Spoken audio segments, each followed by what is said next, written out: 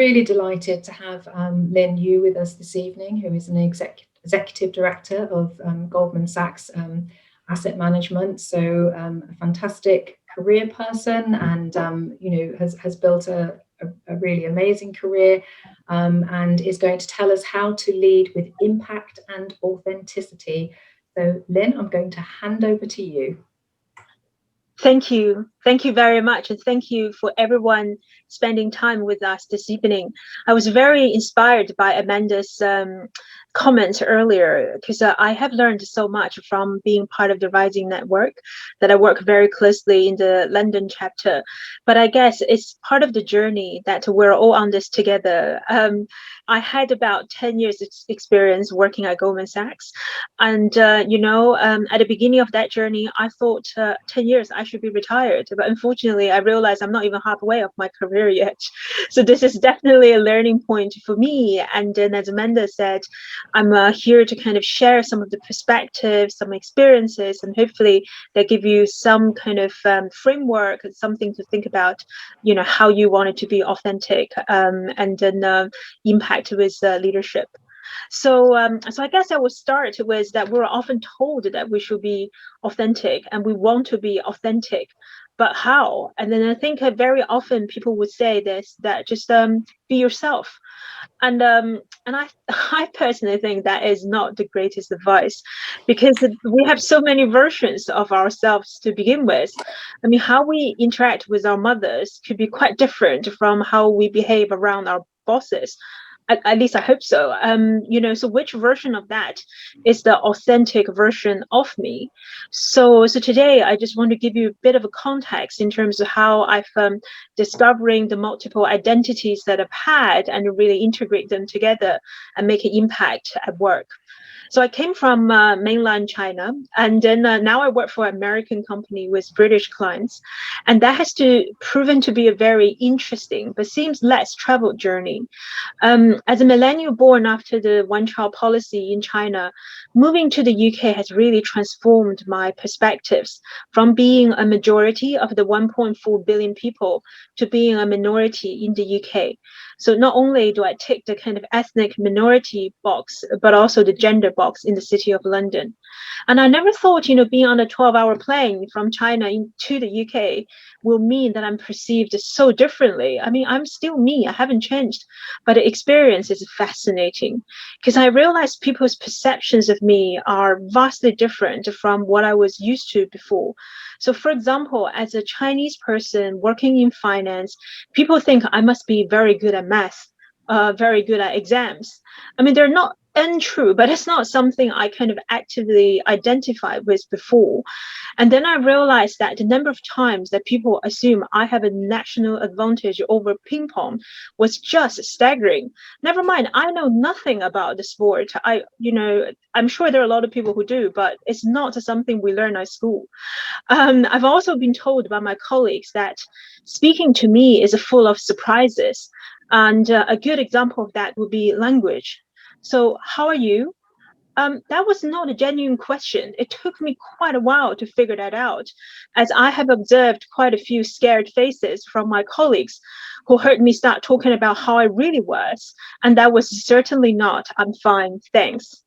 So, at the beginning, when I started working in the city, I hadn't appreciated this enormity of the task of moving from another country that is so culturally distinct. So at work specifically, there is also a huge challenge for us, something that is called the bamboo ceiling, which is derived from the glass ceiling. So that means the East Asians, so the Chinese, have one of the lowest chances of rising to management compared with other ethnic groups. So we know having a sense of belonging is important at work. It's the best indicator of a healthy work environment. And then, but although everyone experiences periods of self-doubts, members of, say, minority groups, including women, are much more likely to feel alienated at work. And then, I had some first experience of this myself. I felt like as if being Chinese or being a woman is half of the job when I started working. And when you feel like you don't belong, when you feel like you have to conform, then you're not being authentic. And you're most likely to experience some negative emotions such as incompetent, inauthentic, and also resentful, because you have to change other people don't. So it's hard to think that you do very well when you constantly ask yourself if you belong to a place. And then at the same time, Amanda mentioned the point of diversity.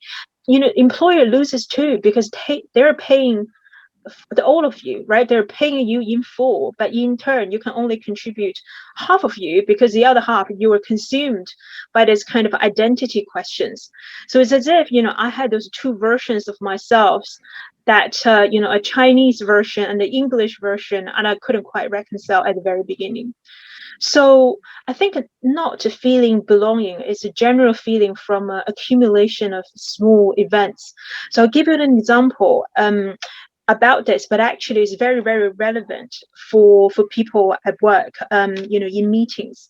Because I remember when I first started working for Goldman, about 6 months into the job, I was called into a room by my manager. So he said, Lynn, I have noticed something. You seem to have some really great ideas when we speak one-on-one. How come you never say anything at team meetings?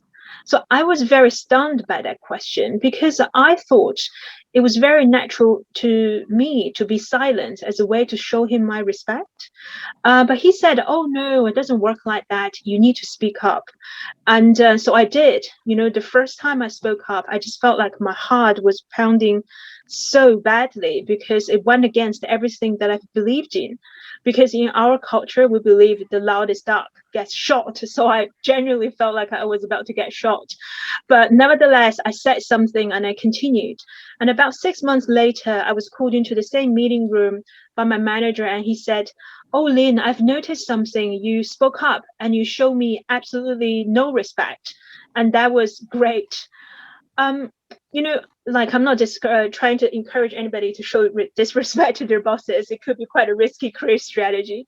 But I think it was great for him, but it wasn't so great for me, because I felt like I had to be a different person, the one they want. And that's the only way that I can get accepted at work. So I think from that experience, there are a few things that I've learned from that has really kind of put me on this journey of sharing my perspectives. I think it begins with this more awareness. It's almost like having more clarity of what's going on, like switching on the light so you see what you're dealing with. So for example, now I understand the reasons I'm not speaking up in meetings. It's because of three things that are happening. One, I'm showing respect. Two, I'm waiting for my turn to speak. It's rude to interrupt, how we brought up. And three, we're not comfortable with saying some half-baked comments, like the American style ones that I often hear. I'm still thinking of my final responses. So the first light is on, then I know why I am doing this. But also on the other side, I understand why and how that is perceived by my colleagues. Because when they see me not speaking, three things are happening in their mind. That one, I'm not confident. Two, I don't have views. Or three, I have poor communication skills. So that's another light on. I can see how and why they see me this way. So now with that knowledge that I can do something about it. And then there is this framework that I think about that comes into a few things. I think the first step is I understand the reasons I wasn't speaking up was largely due to my culture, my upbringing. I was told not to speak up, but that doesn't have to define me, not me entirely. So now I have a choice, and this is my ownership. This is really quite important, because I used to think there's something wrong with me, and then people give you this feedback. They just ask you to fix this without understanding where I come from. And then you take it very, very personally. So this decoding about what influences our behavior was very, very liberating, that it wasn't me that have done something wrong. It was just my cultural upbringing. And the second point, it comes to the question about, feeling the pressure to conform, to change who we are. That's when I realized actually what I need to do here is to change my style, which is very different to a personality change, because personality is very much about who you are, but the style change is actually a set of behaviors, a set of habits. And that's something we all do without, realizing sometimes. As I said, you're changing style from speaking to your mother to speaking to your boss naturally. So we just needed to be much more intentional about the style that we bring, leadership style, communication style, and then be adaptable to whatever situations that I'm in. So with meetings, for example, then now I choose my views more, to share my views more, but I still don't do those half-baked comments, because I guess I'm just that's just not me. So I'm not changing who I am. I'm taking ownership of how I present myself, and I'm merely leveraging the kind of fuller range of expressiveness. And the last step of that is really redirect people's perceptions of me, because I'm also reaching out to my colleagues, to my team, to bridge the gap of their perceptions of me. If I don't share, how would they know I'm just showing my respect? And I think it's a responsibility for us to contribute to the diversity, intelligence, to influence others. And at the same time, you're also, being very open and taking a risk to be vulnerable here. And that is very important to cultivate a sense of a psychological safety as a leader of our business. So I guess those are the 3 steps that have really truly been instrumental in helping me understand how to be authentic at work. It is about the internal self-awareness, external self-awareness, and redirect others to how they should see you. So I will leave you with one story from this author I quite liked, from Harvard, about authenticity. So what she said is that everyone is like a diamond. We all have the most shining parts. We also have some rough parts. It all comes to the lighting and presentation of which way we want to shine. So this is how we can think about situations we have at work and life. We adjust the light, we adjust our position to the situation or how we present ourselves. That doesn't mean the other sides don't exist. You still have your flawed parts, but you're just adjusting your diamond to show your brightest to the situation. And that's how you can be authentic. Being yourself entails guiding others to all the versions of yourself, and know how others see you, that you can direct them to see how they should see you. So that would be some of the things that I just want to share up front today. That's fantastic. Well, thank you, Lynn. And lots of what you said there resonated certainly with me. So if everybody's happy, I will now move on to talk about personal brand. And that was really insightful. And thank you, Lynn. Some great points there. So I'm going to go through a presentation. So I'm going to talk to you about building your personal brand and how to stand out from the crowd. So Lynn talked about identity, and I think that's really important. So what is identity? Identity is who a person is, or the qualities of a person or group that make them different from others. In terms of your personal brand is who you are. It's about what you stand for, it's the values you embrace, and the way in which you express those values. And put really simply, personal branding is one story. And I think we heard a very powerful story from Lynn. Now, again, be your authentic self. So your personal brand isn't something that's made up. It's not something that's true to you. It is who you really are. So I think that point about authenticity is absolutely key. So I'm going to give you 10 top tips to help you build your personal brand. And the very first part is self-reflection. Work out who you are. Now, what Lynn had to do in her particular circumstance was actually work out how she could still be her true self, but adapt her style to fit in with a completely different culture that had different expectations, different norms. And if there's one piece of work that you need to do up front to sort out your personal brand, is actually really think about who you are and undertake that self-reflection. What motivates me and plays to my values? What areas of work am I good at? What things do people tell me that I excel in? So the self-reflection is really worth it, and worth putting a lot of time and energy into this to help to build your personal brand. Think about what you want to be known for. So think about who you want to be today and who you want to be tomorrow. Now, throughout my career, I've had different changes of occupation in terms of what I've done, and also where I wanted to be at 20 isn't where I want to be at more than 20. So understand your strengths, and very importantly, what is the market looking for? Because the brand that you create, the person that you put across, has got to fit actually what the market is looking for. And I can't really stress that enough, because again, it's about matching your skills with what the market is wanting. And leading on from that as well, about identifying your target audience. So think about who you're trying to reach. Is it a thought leader? Is it a particular individual that you admire? Is it recruiter? Are you trying to look for a new job?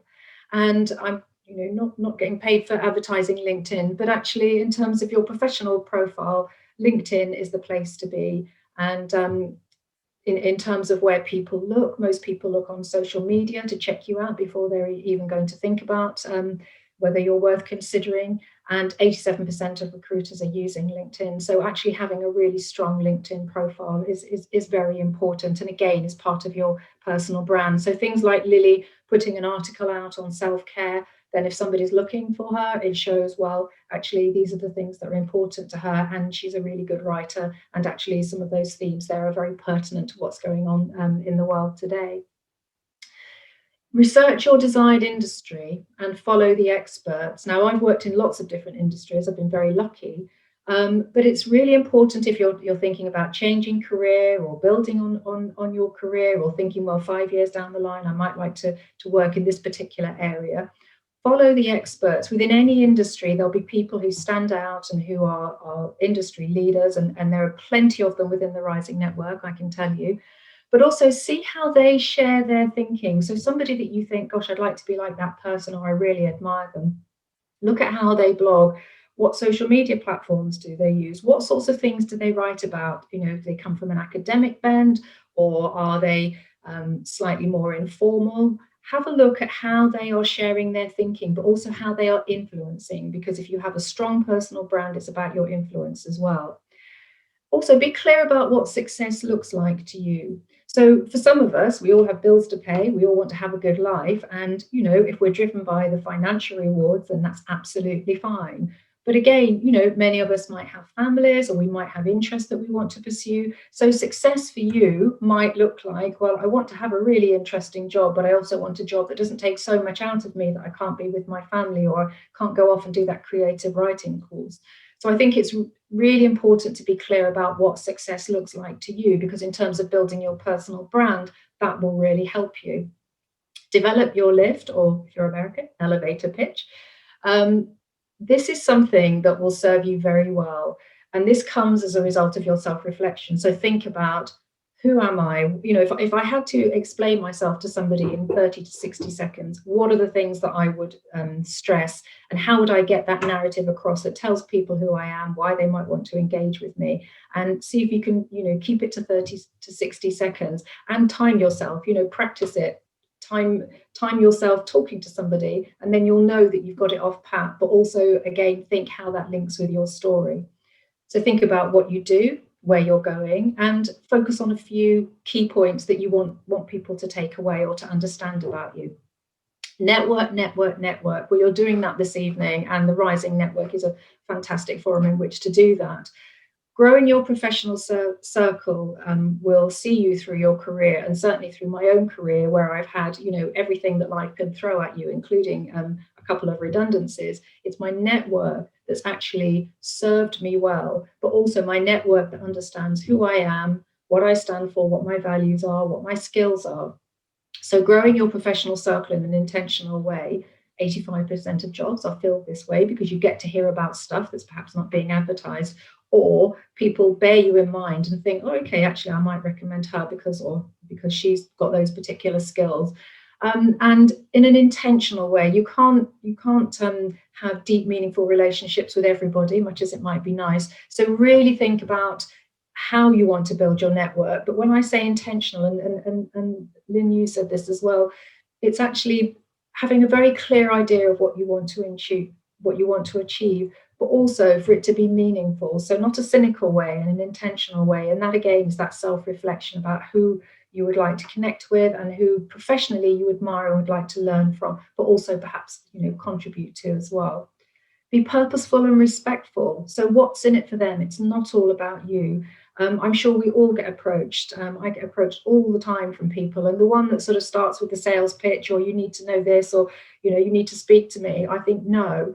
But somebody who says, I thought you might be interested in this, or actually such and such suggested I talk to you about, say, internal comms or something that's relevant, I'm much more likely to want to connect or to give that person time. And time is really very valuable. It's important to all of us, and we all have very limited time. So if you are looking to build your network, be purposeful and respectful, and build real relationships that last over time, which certainly mine have done.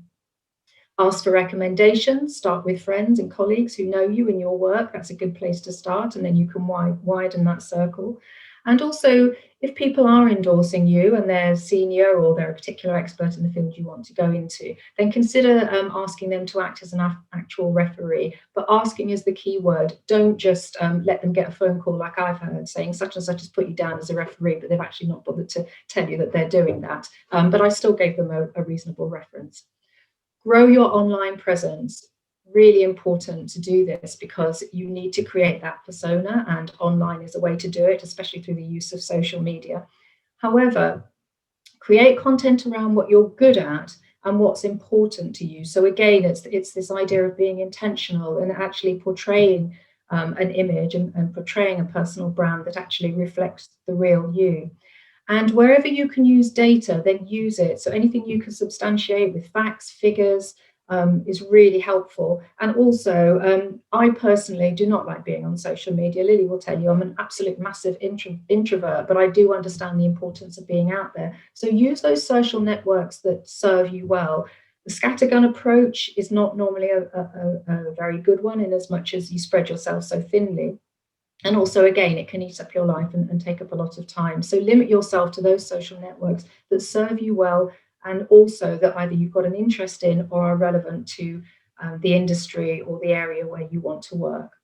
And reinvent yourself. Well, I think over my career, I've reinvented myself countless times, but this is something that you need to do as well with your personal brand. So as you grow, as you develop, then keep reinventing yourself so that the brand you, if you like, is actually reflecting the person that you are, and also the stage that you are at your career, where your interests are. So when I was younger, yes, I was interested more perhaps in wanting to be very senior. It's not just an age thing, actually, you can want to be very senior at any age. But then as I had my family, and then as I sort of became more mature, I wanted to have a better work-life balance. So in terms of who I am and how I portray myself, that has definitely changed. And so as your career evolves, so will your personal brand.